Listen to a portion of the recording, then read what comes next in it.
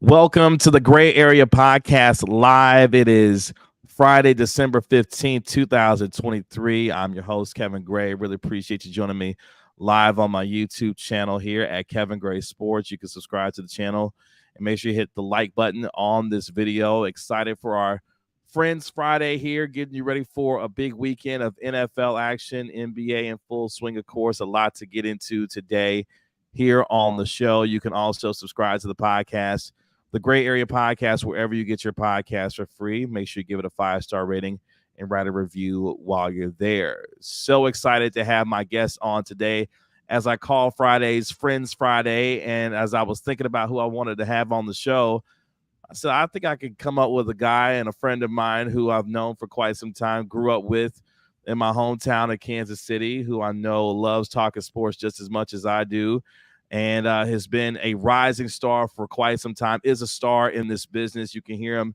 every single day, Monday through Friday, 2 to 6 p.m., The Drive in Kansas City on 610 Sports Radio. My good friend, Carrington Harrison, joining me here on the Gray Area Podcast. What's going on, Carrington?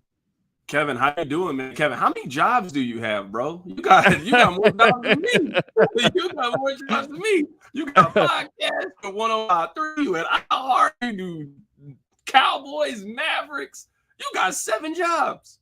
Look, man, I'm fortunate these days that I could do it full time now. So I was able to leave the day job about a month ago. So I was able to eliminate that, and now, I get to do my own podcast, 3 times a week. I do a Mavericks podcast 3 times a week, cover the Mavs, Cowboys. You know what it's like in this business. You got to be able to be multidimensional, be able to do different things, whether it be, a little television, a little podcasting, trying to make your way in this business, because you know that it's very difficult in this space to be able to carve out a niche, be successful at it, while also trying to do some things that satisfy you, creatively in that way. So I'm trying to keep up with you. I'm trying to keep up with everybody else who's doing all kinds of multi-dimensional stuff right now. So, I'm just trying to be like you out here in these streets these days.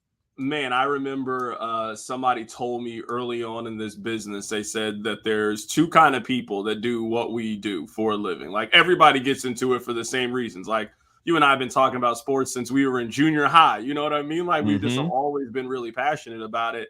That there's 2 kind of people. There are people that get into this and they don't make enough money, and then they eventually have to go get a, quote, real job. Like, they got to go get a real 9 to 5, and they got to give up on their dream. Or there are people that make this business work for you, and you can make a comfortable living for yourself and your family. And I don't know, early in my career, I just made a decision that I was going to be in the second group. You know what I mean? Like, there wasn't anything else that I wanted to do, man. Like, I couldn't picture a life in which I wasn't doing this. So I was going to do everything in my power to make it work. And you're right, man. You got to be multifaceted. I just think a lot about the people that I look up to in this business, like guys like Bill Simmons and guys like Cowherd.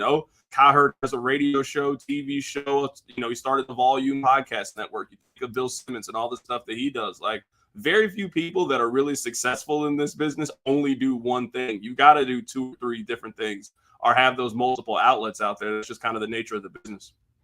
Yeah, and it's changed so much over the years, and I've been at this now for almost 10 years, just trying to figure out the best way to carve out a space, whether it be through radio, podcasting, video, whatever the case may be. But as I've come to find, you got to be able to kind of do all of it, because there's so many different mediums that are out there for people to be able to consume all of this. Is that the business has changed in that way? What was kind of the switch for you when you said, look, I want to do this, but also knowing that you had to do a lot of different things to be able to continue to grow in this space in that way? I don't know. It's interesting. I would say that I maybe stumbled into some of the national space stuff that I do with CBS and Sirius. I worked with Nick Wright. I was his intern, and then I was his producer when he was here in Kansas City. And, toward the end, I remember going places with Nick, and you could feel the way that people gravitated towards him. And like, we would just go places and people were always really happy to see him, and people were really friendly. And I just remember that energy. And I remember thinking, like, I think I can be this one day with where I live, So, there's so many people in this space, and with YouTube and podcasts, there's even more people into the space. And I think that's really good.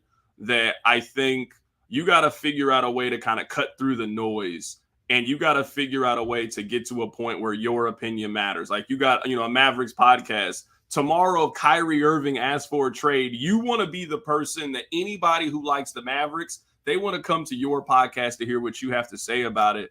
And that was just something that I really tried to focus on locally and just in our space is, really trying to attack big days and big stories. You're going to get, 10 to 15 of them over the course of the year, aside from like reacting to a game. Yeah. But you're going to get, 10 to 15 big stories, Giannis in the game ball scenario with the Indiana Pacers, you're going to get a couple of those. So I really tried to attack those days. And I think you kind of build on that momentum. You're an NBA fan, much like myself. I found myself just laughing because I felt like the NBA is the pettiest league out there. Giannis goes off of 64 points. A rookie gets his first point in the NBA. The Pacers like, no, we're going to go get that game ball and take it back to the locker room. And then you see Giannis go full Hulk trying to go get the basketball from the Pacers locker room. And I'm just thinking there's no other pettier league in sports, I feel like, than the NBA. When you think about stuff like that happens from time to time in the league. This is one thing I'll push back on just a little bit, Kevin. There's a lot of nonsense that happens in the NFL too. That's but true. The difference That's is true. we care who wins the individual games so much that like it always can kind of pivot back to, hey, what do the Bills need to do to attack the run defense? You know what I mean? But like every week there's nonsense stories in the NFL and foolishness. What's going on about the league? I feel like we're just as interested in these players' personal lives and what they're doing off the field and building a brand, but we only really penalize the NBA for this. We only penalize it. This week, one of the big talking points has been Cam Newton's podcast. That sounds like an NBA storyline to me. That's right. And look, Cam, and we'll get into a little bit as well because Cam decided to take his ire toward, my quarterback down here in Dallas with Dak Prescott, Brock Purdy, whatever the case may be when it comes to game managers versus game changers. We'll get into some of that. But I think it just goes to the varying opinions that you see, whether it be from athletes, from commentators, from guys in radio, like whatever the case may be, there's a plethora of opinion out there, and trying to sift through all of that, it can be fun. It also can be challenging too, when you look at what's going on and how many different opinions that are out there and trying to have yours be valued in that way versus someone else who's also trying to do the same thing in the same space. Yeah, I like it, man. I encourage, all the podcasters, all the people that make YouTube videos. I think that media is changing. In some ways, I would say that change is for the good. Some changes, I would say that for the bad, but I would say that that's change in general. I mean, you and I didn't play sports at a high level. Like, what makes me qualified to talk about these things? You know what I mean? Like, I went to school that took the same classes that a lot of people, like my path doesn't have to be your path and vice versa. And I think with where we are with, how easy it is to shoot video, how easy it is to record audio, to post it, to go viral, I think it's, it's good. It's good for the sport. It's good for the competition. It's good for the consumer. I mean, all we can do is you make the best content that's possible. You put it out there and people will decide whether or not. Now, it is then up to you to promote the content and put it in front of people and give them that opportunity. But I mean, in the end, like any business, the market is going to decide whether they like it or not. You know what I mean? Like people are ultimately going to decide whether or not that's something that they rock with or not. Yeah, and it's funny you were talking about, some of the viral moments that, when it be, podcasting or video covering the sports itself. One of the things that you've dealt with specifically in Kansas City, speaking of the NFL, the whole Taylor Swift, Travis Kelce phenomenon and the life of its own that's taken down there. When all of this started to break and started to happen, how did you react to it? And what was your mindset toward, hey, this is just another thing when it comes to one of the most popular teams in the NFL with the best quarterback, and now it's tight end, dating one of the most popular people in the entire world at this point. I think she might be the most popular person. Yeah. In the world. We were talking about energy that first Sunday that she was here, and it was known that she was here. I mean, I'm assuming now, just based on everything both of them have said, she was probably here, and we just didn't know that she was here in Kansas City. But that first Sunday that we knew, just it was different. You could tell people's excitement level about it. You could just feel that it was different, and I think our show was uniquely positioned because we talk a lot of pop culture and movies and stuff anyway. So it wasn't like it was coming out of left field. Like our show was this super hardcore sports show, but now we're trying to be hip and trendy in that way. So I think we were positioned to kind of talk about that. differently than everybody else. I just think, we were kind of in this position, I guess, with I wouldn't consider myself to be a Taylor Swift fan. Like, her music is Sure. not something that I would listen to. But I mean, there are two schools. You can either be on the cool kid side or against the cool kids here. What reason do I have to be against Taylor Swift and Travis Kelce's relationship? It has no consequence in my life whatsoever. Yeah. Everybody else seems to be very happy about it. He seems to be happy. She seems to be happy. His mom seems to be happy. Her parents, everybody seems. So why am I the mad party here? So Yeah. I'm for it. I think it's cool. I think it's fun. I do think it's really cool. Like Kevin, you were from the same place that I'm from. This is a really unique thing that one of the Mm-hmm. most famous people in the world is dating someone who lives in Kansas City. So to hear the stories where she goes to place and you're like, hold on, that's down the street from where I live. Like, they literally were at a bar that's 5 blocks from my house. You're like, oh, that's kind of cool. Or they Yeah. go eat somewhere. You were like, wait, I just ate there 3 days ago. You're telling me Taylor Swift was eating here? So that part has been cool. That part, and just seeing her find new places in the city, discover new places, seeing people's excitement.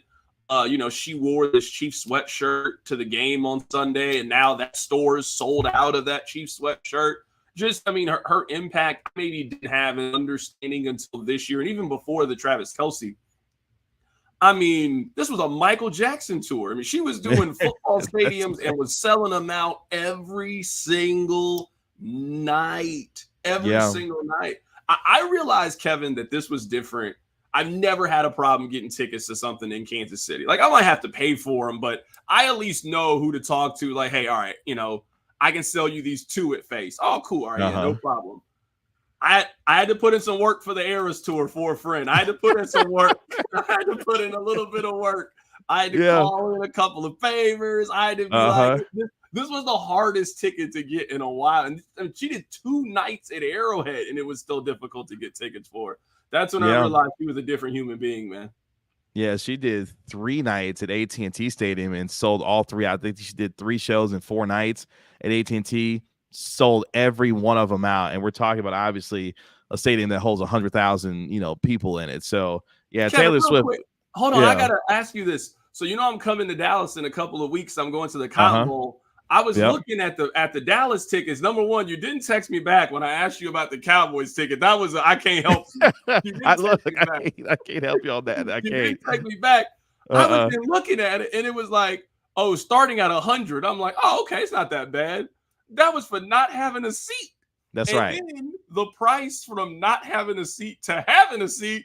I'm not going to that game. I'm not that interested in Cowboys Alliance. I mean, I want to go, but I'm not interested in spending $400 to sit next to God. That $400 ticket was up. You could touch the roof. No, I don't want to go there.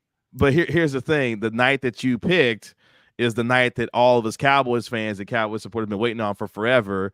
Jimmy Johnson's going in the Ring of Honor on Saturday, December 30th. Okay. So it's arguably the hottest ticket in some time here in Dallas because, we've been waiting for Jerry to put his pride aside to finally put Jimmy in the Ring of Honor. That's the game I would pick that I come into. I'm excited to come see the stadium, man. It's one of those bucket list items. And when it got announced that Missouri is playing it, I was like, I got to go. That's a game I got to go to. And then I didn't even know about the Cowboys. I was like looking for things to do in Dallas for the weekend. I'm like, wait, the Cowboys are in town? Oh, they're playing a good team. They're playing the Lions. Oh, I want to go to this. I completely forgot about the Jimmy Johnson thing. Yeah, no, it makes sense. And I'm not, I don't know how the SRO things goes. But like SRO, this isn't baseball. Baseball, you can do the SRO and just kind of walk around and, catch the vibe. You can't do really that at AT&T. That way. No, you cannot. You cannot. And it is very standing room only. And when I say very standing room, you're going to be, look, if you get there, get your food, go stand there. Because if you try to move around, somebody going to slide right into your spot because they want to get a good view of what's going on the field. So, yeah, Jerry got it situated real nice at AT&T for standing room only, the seats everywhere. But, yeah, that's the hottest ticket right now with Jimmy Johnson going in the Ring of Honor. So my bad that you TV didn't sound like it sound like we have to go to a bar or something and watch it or that kind of thing because that won't be any. I just don't. You know what? I went.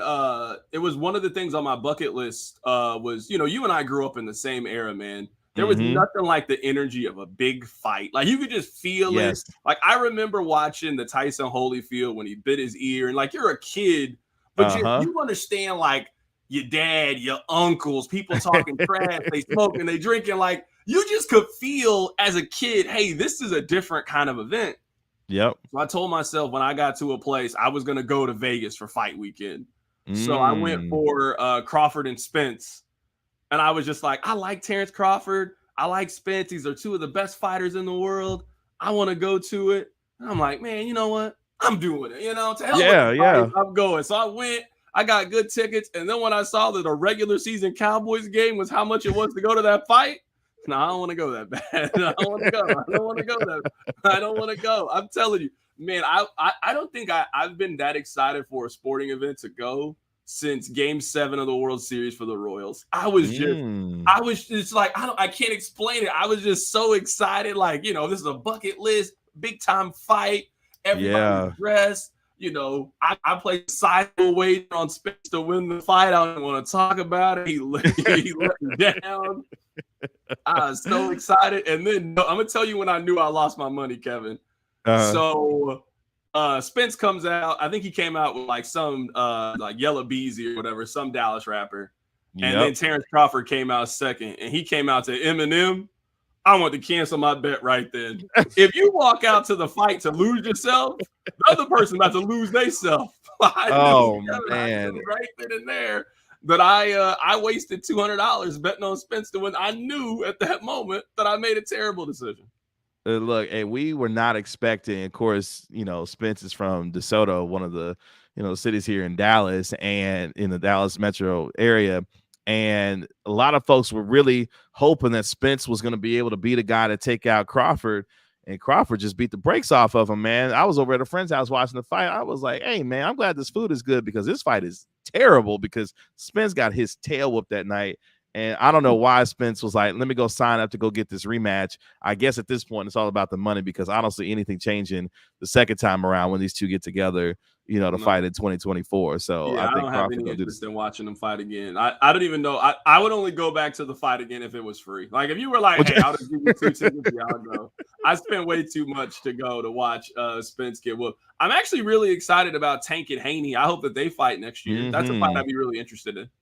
Yeah, no, for sure. I mean, Devin Haney's terrific. Tank Davis. We've been waiting on that fight. There's certain fights that we've been waiting on for quite some time, and that's one of those fights that we've been waiting on for quite some time. So hopefully in 2020. I feel like boxing's actually getting to the point that they're actually starting to make those fights. There was that stretch there for about 7-8 years in which it was like, bro, can we get this going? But this past year, I feel like we got most of the fights that we really wanted, and I hope, you know what I mean? Like, I hope we kind of continue that. I mean, as long as you don't get beat up like Spence, I don't really know if we are maybe knocking fighters for losing the way that we were there. Like, I feel like the further and further we get away from Floyd, and Floyd's whole thing is I'm undefeated. Well, everybody's lost. Tyson lost. I'm like, every fighter before Floyd had lost, and we still look at you like an all-time great. Like, losing isn't the worst thing in the world, even for Spence. Now, I don't want to see you immediately fight Crawford again. Correct. But get back in the ring and beat another one of these good fighters, and obviously you're right back there.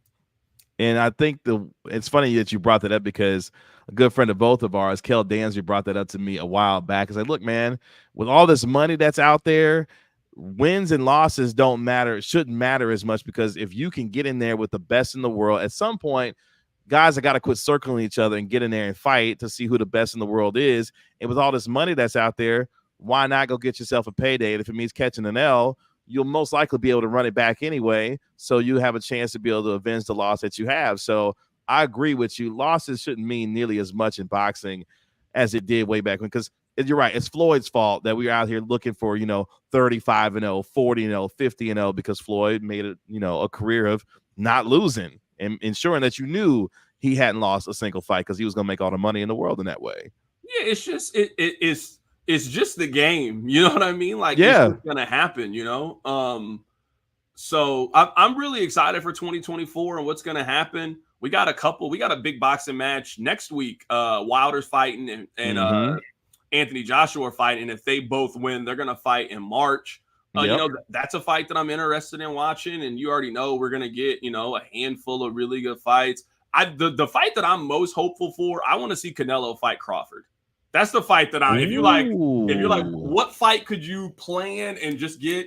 I want Canelo and Crawford to fight each other in 2024. Now, one of them is going to have to make a major concession in terms of weight and all that. You know how it is. We're always going to do that. But that's the fight that I really, really want to see. Yeah, I would think Crawford would go up because I couldn't see Canelo trying to come back down to a 147 or even a catch weight at like 150. I feel like Crawford would have to be the one to put on the weight to go up there to, 165, whatever they could get to a happy medium at to have some kind of, fight in that way. But man, that would be one hell of a fight between Canelo Alvarez and Terrence Crawford, two of the biggest names in the sport. Carrington Harrison of 610 Sports Radio joining me here on the Gray Area Live podcast, talking NFL, boxing, NBA. It's funny, we were talking about, boxing and fighting. How much does Patrick Mahomes want to fight them receivers he got out there right now in Kansas City after the last couple weeks? I was watching the Monday night game. Of course, your man Marquez Valdez-Scantling, dropping a TD that would have beat the Eagles. Then your man Kadarius Toney don't know where to line up on the offensive side. Then him and Travis Kelce had that razzle-dazzle, touchdown. That gets called back. They lose to Buffalo, who's taking on, my Cowboys this weekend. What's up with these receivers in Kansas City and Patrick Mahomes right now, man? I think the Chiefs started feeling themselves too much in this regard. I think that last year was obviously the best and also worst thing to happen to the team. They won the Super Bowl last year, the year after they traded Tyreek Hill. Like, Tyreek Hill is the best wide receiver of his era. He is absolutely incredible. I think them winning the championship without him just gave them the confidence of, oh, well, we can continue to do more with less. And then you look at this wide receiver group, like on my radio show, I kept saying, you know how it is. Oh, stop being negative. Look, they did. And I'm like, hey, I'm just telling you guys, they got a lot of question marks where there should be periods and exclamation points. They got a lot of question marks. I mean, coming into the season, the most proven wide receiver in their room was MVS. If that's your most proven wide receiver, Sky Moore wasn't proven coming into the season. Kadarius Toney wasn't. Obviously, Rashee Rice, he was a rookie. Justin Watson, Justin Ross. I mean, they just had a bunch of 3s and 4s that they kept hoping, hey, we can turn, one of these into a 2, a couple of, and they misevaluated and miscalculated that room together. And a point that I made at the beginning of the season, I've reiterated over the course of the year. Think of every team that you think can win the Super Bowl. All of those teams have invested pretty heavily in skill position players other than Kansas City.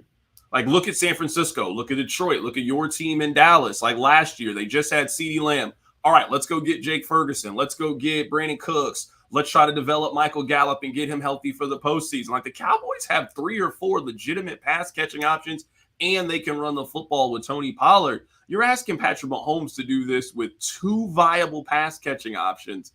That you're asking him to do. You're asking him to do more with less than any other good quarterback in the National Football League. Yeah, and it's funny because one of the things that we lamented for years down here in Dallas was, hey, man, go get Dak Prescott more help, and he'll probably be the kind of quarterback that you want him to be. I can only imagine as a Chiefs fan looking around like, hey, that dude's the best quarterback in the world, arguably going to be the best quarterback that we've ever seen. Why not try to put a bunch of dudes around him that help him win as many Super Bowls as possible, even after getting rid of Tyreek Hill and winning the Super Bowl? It reminds me because when Kansas City lost the Super Bowl to Tampa Bay and Patrick Mahomes was running for his life, I think he ran for a bazillion yards behind the line of scrimmage, making vertical on the ground pass, whatever he was doing that night. The very next season, it felt like Brett Veach, their GM, was like, look, that'll never happen again. We're going to turn over this offensive line. We're going to find all the resources that we can to go protect Patrick Mahomes, because what happened to us at Tampa against Tampa Bay will never happen in the Patrick Mahomes era. I feel like the Chiefs are about to do the same thing when it comes to their wide receivers and go super scion on everybody and go get all the best receivers they can possibly find for Patrick Mahomes in that way. No, I 100% agree. One thing that it confuses me, and this kind of goes with the Cam Newton conversation, is some way in sports, we look at doing more with less as like a badge of honor when that's not how any other profession is. Like, when you go see a movie, there's not just one good actor in the movie and then there's just a bunch of community theater actors. Like, that's not how it is. It's like, hey, who else am I doing this movie with? You know what I mean? Like, talking about Taylor Swift, We think that Taylor Swift is just making all the music by herself. She's writing every word. She's making every note. Like, what are we doing? Like, you work with the world-class best people. But somehow in sports, if you have Scottie Pippen on your team, that's like a negative. Or if you play with other good teammates in some weird way, like with Brock Purdy, it's silly to me. San Francisco has done what you're supposed to do. They have put a good offensive line together. They got a good running back. They got good wide receivers, a good quarterback, and a good defense. Why is that a knock on Brock Purdy? Like, the whole logic behind it just doesn't make any sense to me. Like, when you go to eat at Gordon Ramsay's restaurant, he's cooking with world-class ingredients. Like, the whole thought process is just odd to me.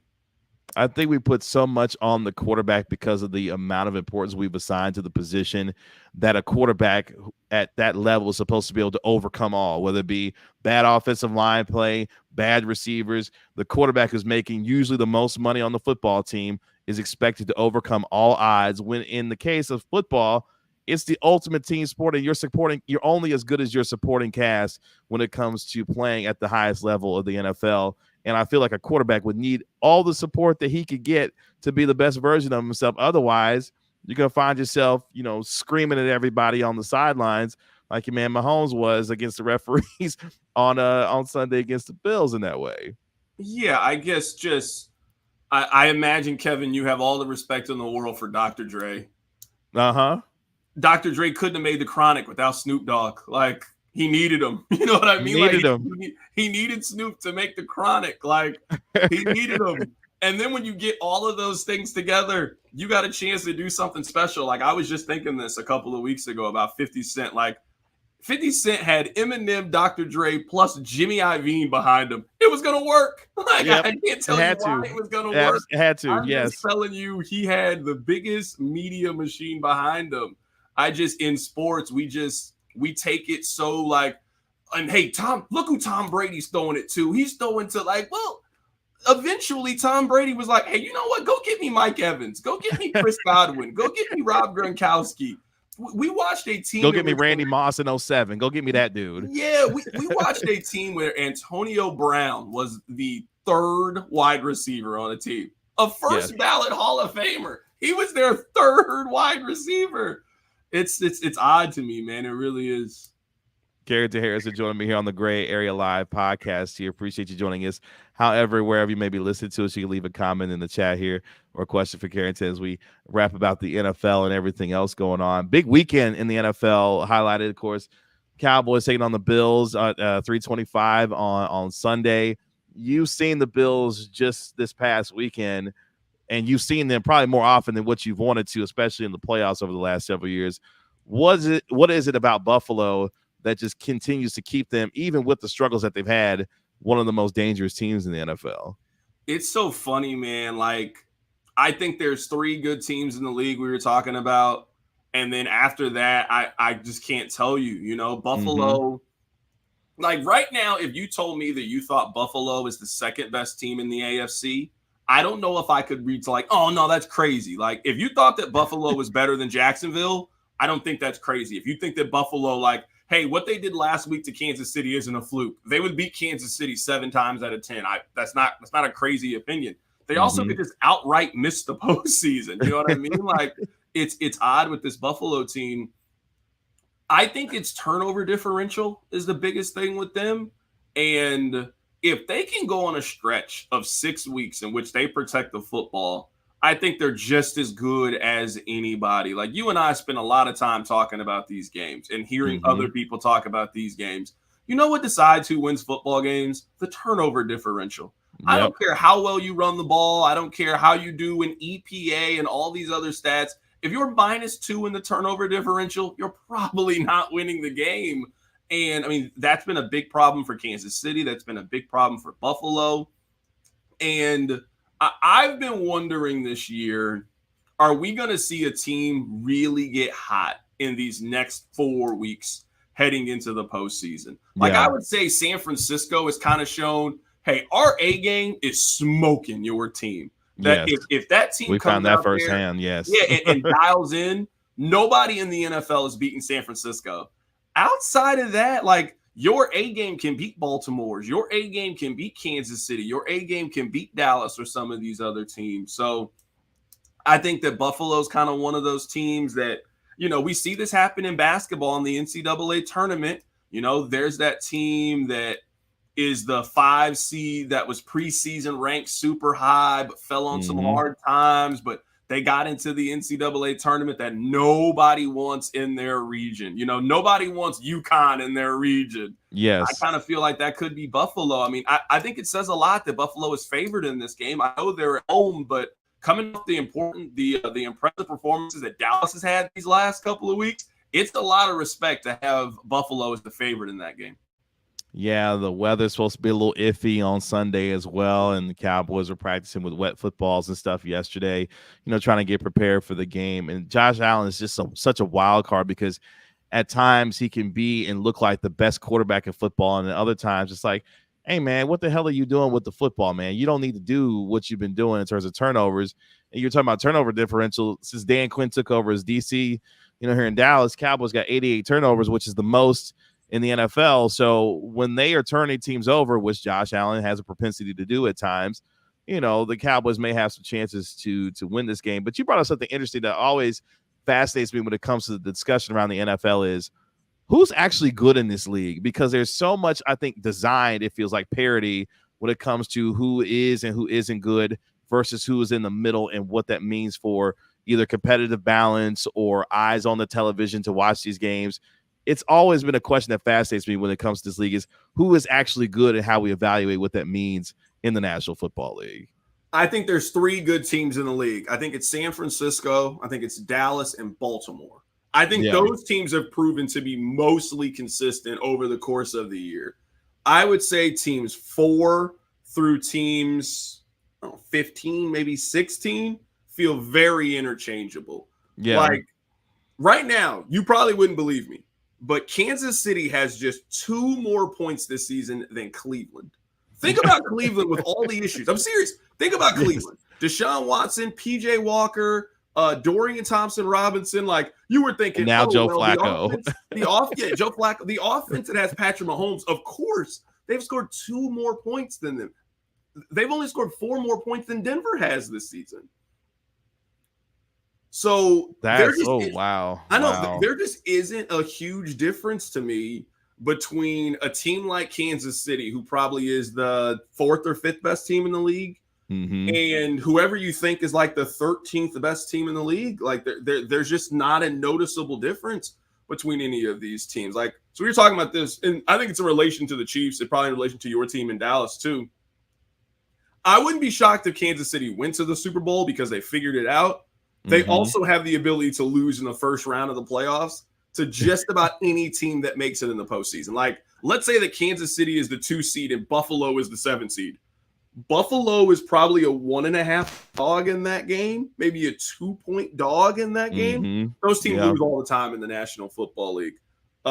This is just one of those weird years where you're right. I think a lot of it is quarterback play. Like this might be the most watered down the position has ever been in our entire lives. I also think that there has to be I think defenses have caught up to offenses and taken away big plays downfield. That there's maybe 3 explosive offenses in the league. Like, what offense do you think just has the ability every single week to go up there and put up points? There's just not that many of them in the league. No, it's not. It's funny you say that. You know how I partly to blame for that? It's your team in Kansas City because teams decided, look, we're not going to let Tyreek Hill go over the top on us. We're going to stop all that. We're going to put you guys and keep everything in front of us. Y'all going to play this and play the zone. We're going to play zone. Y'all going to find a way with Travis Kelce in the middle, and we're going to make you fight your way down the field and be able to try to find points because these offenses just got too explosive. And I think Kansas City was the team that everybody looked at and said, hey, man, we can't allow these teams to be scoring 40 and 45 points a game because this is not going to be able to fly in the NFL in that way.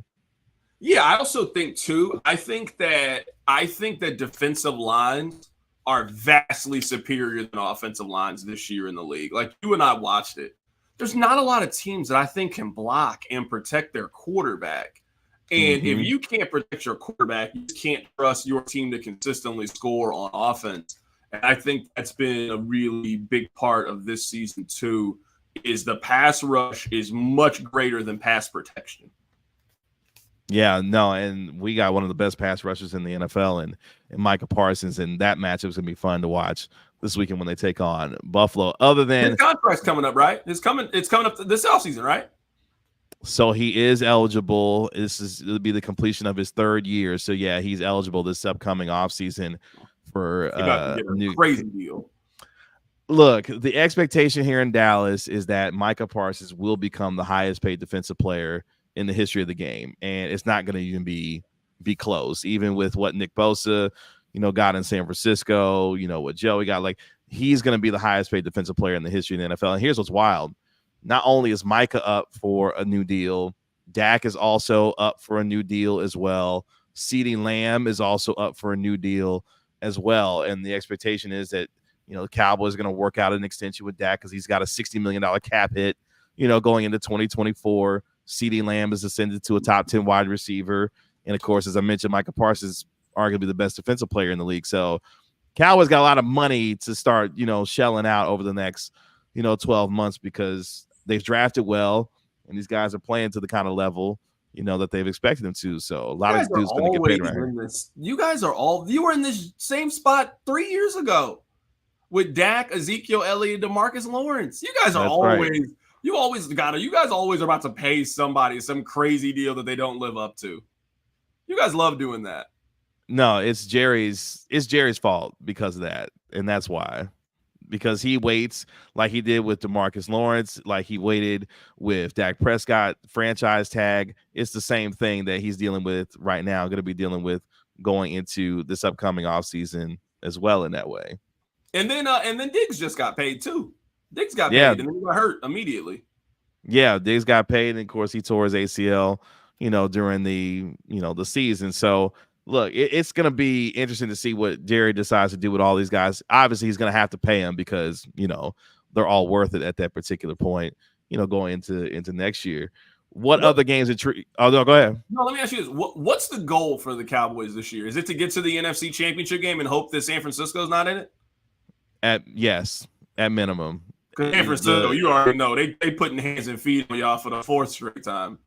Look, man, that is and I hate that from a competitive standpoint because if you want to be the best, as Ric Flair says, you got to beat the best. And San Francisco is the best team in the NFC right now. And if the Cowboys want to prove beyond the shadow of a doubt that they are the best team in the NFC, all roads go through San Francisco. And after they beat Philadelphia, last week in comfortable fashion, that's the expectation for Cowboys fans is, hey, if you want to get to where you want to go, you ultimately got to beat San Francisco. There's just not a lot of confidence right now that with both teams at full strength that the Cowboys will be competitive in that situation. So the idea is, hey, maybe San Francisco gets knocked off by somebody before Dallas has to see him. I don't necessarily see that happening.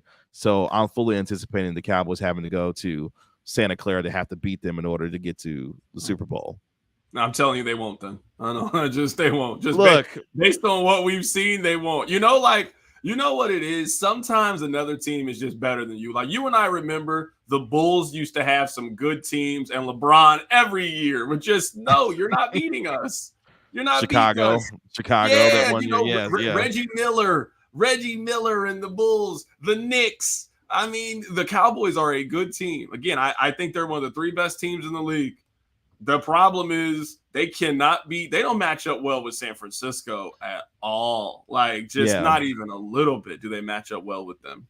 And that's what it feels like is the problem is the matchup is just not a good one. The athleticism, the speed, the physicality which San Francisco plays with, it feels like the Cowboys just can't keep up, in that way. But hey, that's why they play the games. And, if the Cowboys find themselves in that situation, all you can do is just get on the field to see what happens. But yeah, there's not a lot of confidence right now in Cowboys Nation that they can beat San Francisco, whether it be here or in Santa Clara. If we get Cowboys-Niners NFC Championship game, that might be the most watched non-Super Bowl that we've ever had.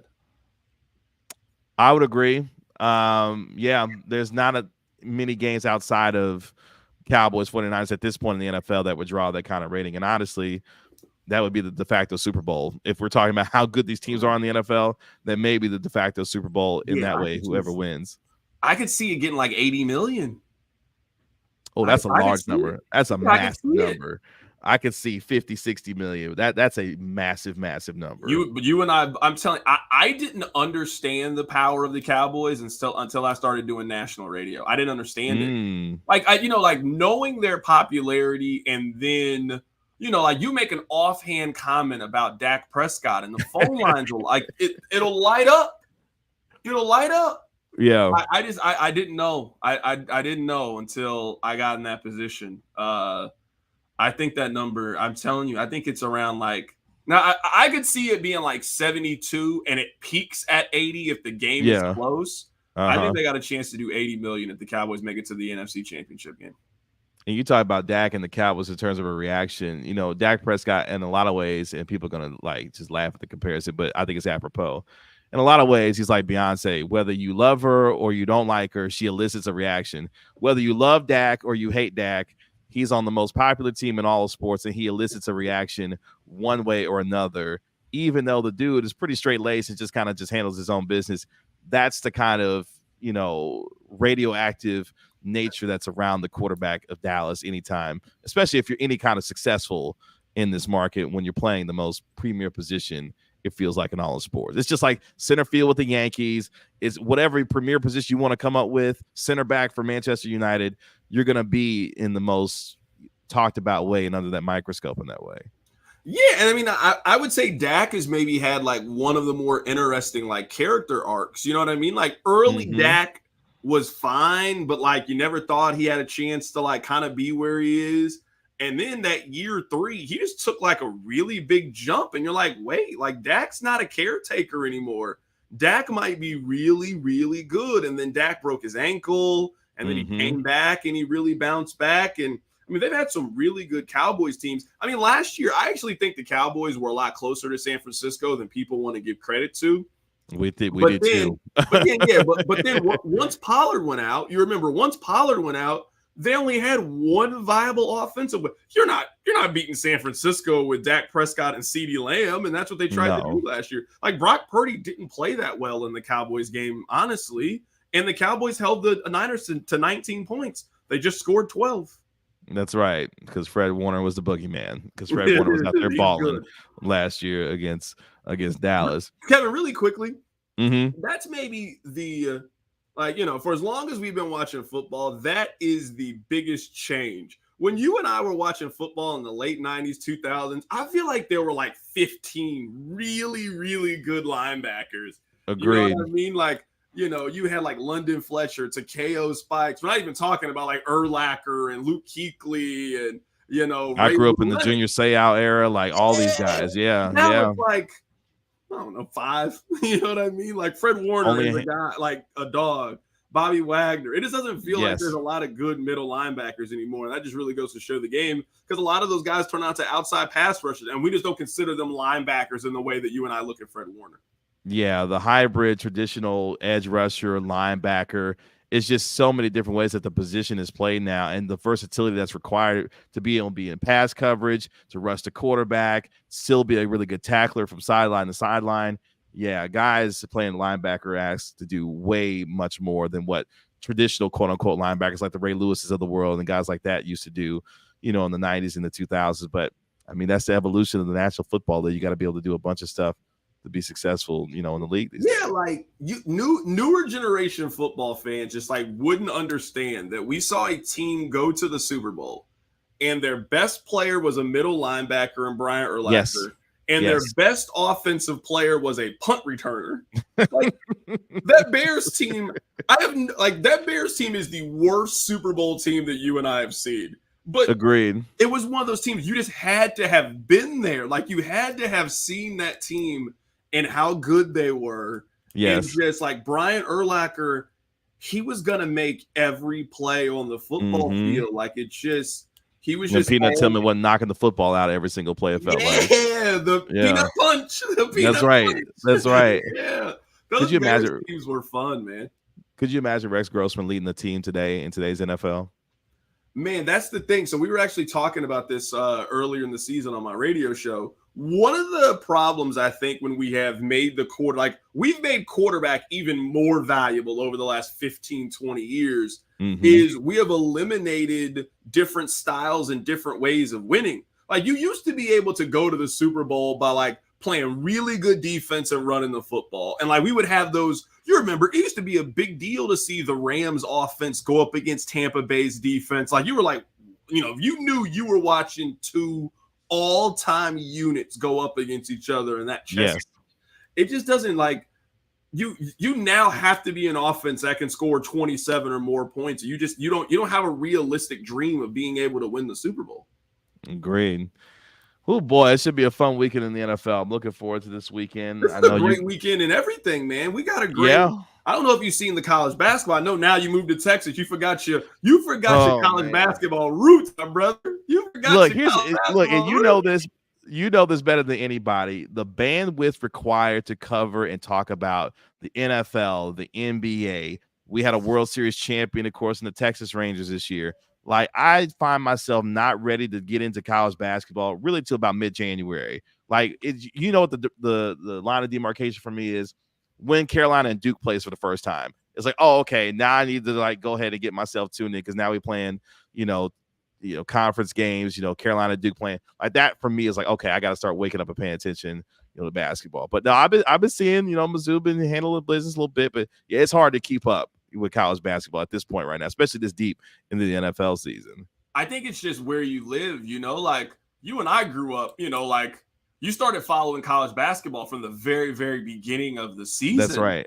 Yes. And, they play that big Champions Classic every year. So that's kind of like the start of college basketball.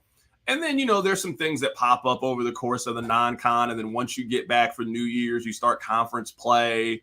And then, I would say here, most people, the Chiefs have had a lot of success. They really pick it up in February, kind of once the Chiefs thing has died down. And then it's, all right, you got 8 games until the Big 12 tournament. You got the Big 12 tournament. Then you got March Madness. Where's KU? Where's Missouri? Where's K-State going to be? But I go through weird phases with college basketball, man. Like, I'm like really into it this year. But like 2 years ago, I was just like, this is awful. Like, why do we watch this? Like, none of these kids can shoot. They can't play. It's awful. But I don't know what it is this year. I've actually been really into it. I went to KU-MU last week. I saw that. I went to KU UConn. They played a couple of weeks ago. I went to that game. K-State, they play in Kansas City here in a couple of weeks. They play Wichita State, so I'll go to that. And I'll probably go to like a handful of other games. I'm actually really into college basketball. Tomorrow we got Arizona, Purdue. We got Kentucky, North Carolina. Kansas goes on the road and plays Indiana. Tonight we got UConn, Gonzaga. This is a really good college football bowl start tomorrow. College basketball is good. We got 3 NFL games tomorrow. Kevin, this is a great sports weekend. It is. And for me, I'll say quickly with college basketball, the name recognition is difficult these days because cats are not staying in school anymore. That's for me when I was really into college basketball was I knew that these guys were going to stay 2 and 3 years so I could grow up with the names that I was watching. As much as I hated Duke, I knew I could count on watching Jay Williams or, JJ Redick or Carlos Boozer. I could grow up, watching, guys and stars from North Carolina, Arizona, because they were around for 3 and 4 years. Nowadays, I can't keep up with the names anymore because by the time they finish their 1 year in school, they're headed to the league. And I didn't even get a chance to really pay attention to them. Zion Williamson was probably the last major college star that I followed because of just how popular he was from high school with his mixtapes and dunks and everything else to Duke, and then being able to watch him play his 1 year and then move on, to the league in that way. Yeah, I think it's maybe twofold. All the coaches that we grew up with are done, all gone. Other than Izzo, you know what I mean? Like he's probably the last. I don't know if I would put Self. I'm not saying Self's not a great coach, but I'm we're talking about Coach K, Roy Williams, those guys that we grew up with in the 90s.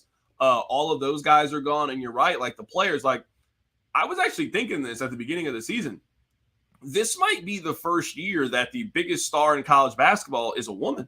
I don't think we've ever had that coming into the season. I would argue that the 2 biggest stars in college basketball are women with Caitlin Clark and Angel Reese. Like, I would agree. who's the star of men's college basketball? Like, it had a chance to be Bronny James, but Bronny James missed the first 10, 12 games of the season with the health condition. Like, who's the star? Like, if you're telling me it's Zach Edey and the big guy for Purdue, they lost in the first round of the NCAA. That guy's not a star. Like, you're right. You and I are used to like Tyler Hansborough as the star of college basketball. Yes. Or, hey, you guys got to watch, hey, K-State, they got this freshman, Michael Beasley. If Zach Edey is the star of college, and these kids also transferred too. Like, that's the thing too. So like Caleb Love helped take North Carolina to a national championship. He actually won, that last game with Coach K. He was on North Carolina. You probably have no clue what team he transferred to. No, I didn't even know he transferred, to be honest with you. Do you see what I mean? So, like, had no idea. Like, some of these kids are staying 2-3 years. They then transfer, and you have no clue what team they're on anymore. He actually plays for Arizona now. Oh, I didn't even know that. See, the one guy that I know that's still in college basketball, because I was curious why he stayed. What's that cat? Baycott from North Carolina. Yeah. I was like, oh, that cat's really good. He's still around. I know who that is. But again, he's around still. That's why I know who he is, because he's stuck around. He's around. No, that's real. Exactly. We really got spoiled, man. We did. We had some great Duke Maryland rivalries. We had some just. Oh man, Juan Dixon and them boys was cold, man. In Maryland, I remember them. Oh boy. You know what? There was this team. Indiana had a couple of. I guess now, like Victor Oladipo's been in the league now. But they're like Victor Oladipo. They're like Cody Zeller. Like, how I remember Jared Jeffries back in the day. He was cold for them. Yeah. Had some, like, weird teams. And then you never know with UCLA. Like, UCLA could be a 12 seed, or they could be the best team in college basketball. So it's so weird, man. Carrington, tell the folks where they can find you, man. What you got going on these days, man? At this point, I don't even know what I got going on. There's so much that's happening. I'm on Monday through Friday, every 2 to 6 at 610 Sports Radio. You can catch me Saturdays on CBS Sports Radio. I do Tuesdays on Sirius. I got a podcast where we watch movies, bad movies, worse opinions. Yeah, I just try and be like you, Kevin, man. I'm happy for all your success. You asked me to do this. I was like, you know what, man, for you, I'll carve out as much time as you need to come on here and talk sports with you, man. Well, I appreciate it, man. It's been a lot of fun. I enjoyed our conversations, watching you and your success over the years and what you've been able to do in my hometown, and be able to really put your stamp and your footprints on Afternoon Drive there and be able to have the success that you have. I'm so proud of you. I'm so happy that you're doing your thing, man. And I'm always going to be a fan, and more so a friend, because I know what it's like to be in this business, but more importantly, know what it's like to be able to have a family and be able to work in this business as well. And you're doing it all, man. So I'm proud of you, and happy to call you a friend. So I'm gonna get out of here, because I'm supposed to be helping my wife with this holiday party tonight. She's looking at me with side eye like, get yourself off this podcast so you can come help me get this stuff done. So I'm gonna get out of here and go help her out, man. But I appreciate your time as always, man. Thank you so much. Absolutely, Kevin. I'll see you in a couple of weeks, man. MIZ. That's right, ZOU. That is the Gray Area Live podcast. Appreciate my man Carrington Harrison for joining me live on the episode today. If you missed anything during the show, make sure you hit the subscribe button on YouTube. And also, you can download and subscribe to the podcast, the Gray Area Podcast, wherever you get the podcast for free. I'll talk to you on Monday to recap Week 15 of the NFL. Cowboys taking on the Bills in a big-time matchup this weekend in the NFL. A lot of great college basketball, NBA, games on Saturday in the NFL, all kinds of stuff. I'll be back on Monday to recap it all here on the Gray Area Podcast. I'll talk to you later. Peace.